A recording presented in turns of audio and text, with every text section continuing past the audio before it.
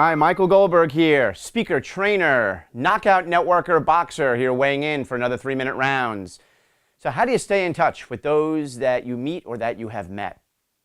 Well, let me recap the networking cycle, which I've discussed in the past, previous 3-minute rounds, is that there's 4 phases of networking or 4 components of the networking cycle. There's preparation, presentation, follow-up, and maintenance. Preparation is your research before going to an event, who you're going to meet, why you're going to meet, what you're going to say, all that stuff.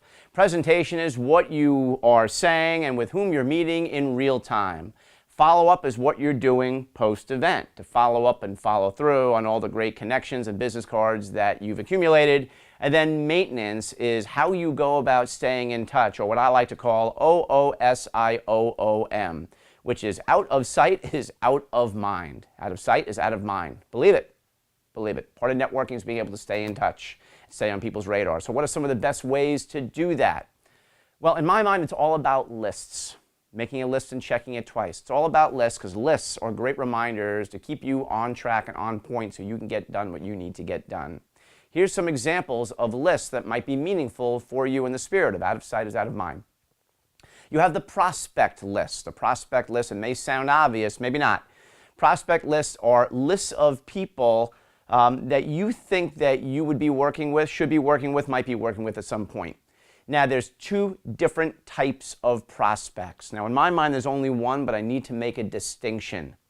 There's what I refer to as probable prospects. Those are people that are in your world, or that you want to be in your world, that you're hoping will become prospects and ultimately clients. So what I mean by that is people that know that they're going to be working with you, it's just a question of when, which is what brings me to true prospects. True prospects are people that are on your list that know that they will be working with you at some point. And you know this because they have told you that.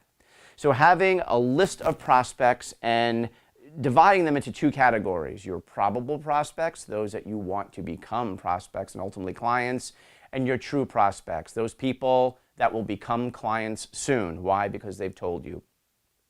Having a client list is important. People that you've already worked with. Well, you've already got a proven track record with these folks and they've paid you money. So you want to have a list of those people, especially the clients that are great clients. So now what you do with these 2 lists, the prospects and the client list, is you want to think about how to go about making a certain amount of calls or emails to keep them top of mind. Maybe you're reaching out to them every other week. Maybe it's every other month, depending on how many prospects, probable and true, or clients that you have. But come up with a cycle of regularity as to when and how you're going to reach out to your prospects and clients.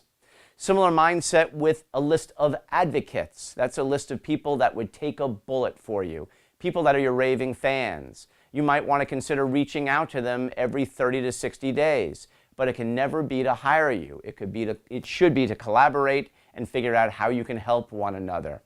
You might have another list called a COI, or Center of Influence list, a list of professionals that do work in the marketplace that you want to do work with. What is a good amount of time that you might wait to stay in touch with your centers of influence? You might have another list called your natural market. Your natural market are your friends and your family, people that are close to you that you might want to reach out to on a somewhat regular basis. I don't know if it's every week, every 30 days, whatever that might make the most sense, to explore how they might help you and generate referrals or make appropriate connections.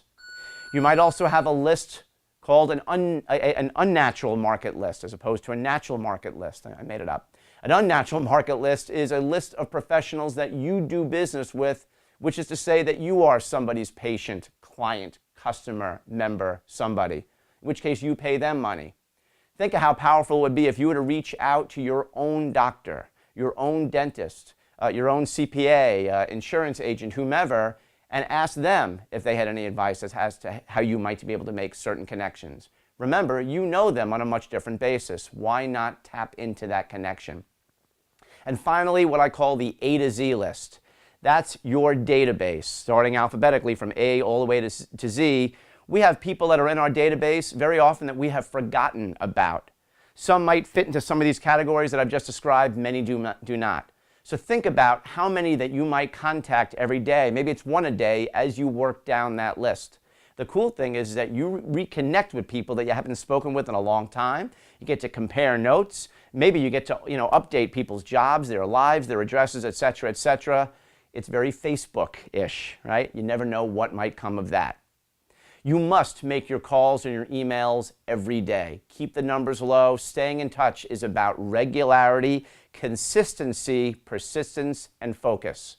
Well, that's all I got today, and we're way beyond 3 minutes. If you've got a comment or a question that you'd like me to weigh in on as it relates to networking, referrals, prospecting, send me a note through knockoutnetworking.com. And remember, keep that left up.